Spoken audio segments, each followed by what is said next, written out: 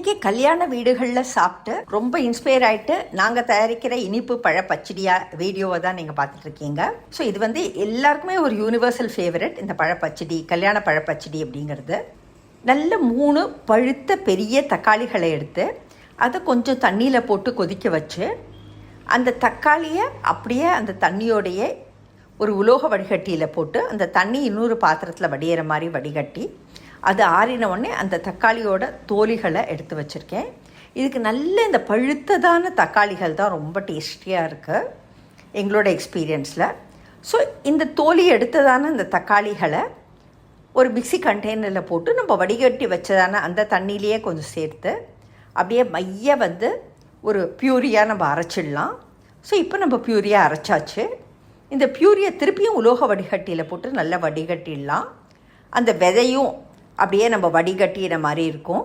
So விதை இல்லாத தோலி இல்லாத அந்த தக்காளி பியூரியை நம்ம வடிகட்டி ஒரு பெரிய பாத்திரமே எடுத்துக்கோங்க, ஏன்னா இது வாரி தெரிக்காமல் இருக்கும்.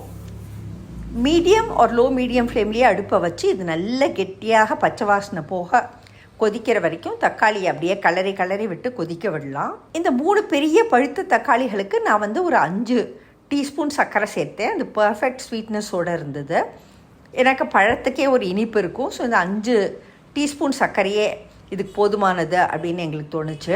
ஸோ இப்போ இதை கைவிடாமல் கலரி மீடியம் லோ ஃப்ளேம்லேயே அடுப்பை வச்சு இது ஒரு க்ளாஸியான டெக்ஸ்சருக்கு எல்லாம் சேர்ந்து வர வரைக்கும் அதை நல்லா கலரி கொதிக்க விட்டு அதை அப்படியே ஒரு பாத்திரத்துக்கு ட்ரான்ஸ்ஃபர் பண்ணுறேன். பாருங்கள், இந்த மாதிரி க்ளாஸியாக நம்மளுக்கு அந்த தக்காளி பியூரியும் அந்த சர்க்கரையும் சேர்ந்து வரணும். இன்றைக்கி நான் யூஸ் பண்ணக்கூடியதான ஃப்ரூட்ஸ் வந்து வாழைப்பழம், திராட்சை, ஆரஞ்சு, ஆப்பிள், மாம்பழம், அப்புறம் வீட்டில் என்ன ட்ரை ஃப்ரூட்ஸ் இருக்கோ அதை யூஸ் பண்ணிக்கலாம். முந்திரி, திராட்சை, தோல் எடுத்த பாதாம், பிஸ்தா இன்றைக்கி நான் யூஸ் பண்ணுறேன். ஸோ முதல்ல இந்த தக்காளி சர்க்கரை சேர்த்து கொதிக்க விட்டதான அந்த பியூரிக்கு கொஞ்சமாக ஏலக்காய் பொடி சேர்க்கலாம். அப்புறம் முதல்ல தோல் எடுத்து சிறு துண்டுகளாக நறுக்கியதான ஆப்பிளை சேர்க்குறேன். தோல் எடுத்து சிறிய துண்டுகளாக நறுக்கியதான நல்ல பழுத்த மாம்பழத்தை சேர்க்குறேன். வாழைப்பழம், இன்றைக்கி நான் சேர்க்குறதான வாழைப்பழ துண்டுகள் வந்து மலை வாழைப்பழம், ஆரஞ்சு, அதுக்கப்புறம் கருப்பு திராட்சை. இந்த கருப்பு திராட்சையில் சீட்ஸ் இல்லை, நான் அப்படியே போடுறேன். அதுக்கப்புறம் சேர்க்குறது முந்திரி பருப்பு,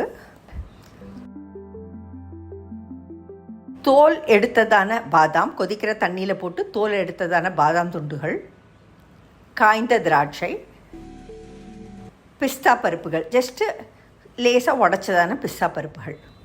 இது எல்லாத்தையும் போட்டு அப்படியே ஜென்டிலாக அதை கலந்து விட்டு, அதாவது அந்த பழங்கள் உருக்குறையாமல் அதை அப்படியே கலந்து விட்டு அதை சர்வ் பண்ணோன்னாக்கா கல்யாண ஸ்டைல் இனிப்பு பழப்பச்சடி நம்ம வீட்டிலையே தயார். ட்ரை பண்ணி பாருங்கள். இது அப்படியே வந்து கல்யாண பழப்பச்சடி டேஸ்ட்டோடு இருக்கும். Thank you all.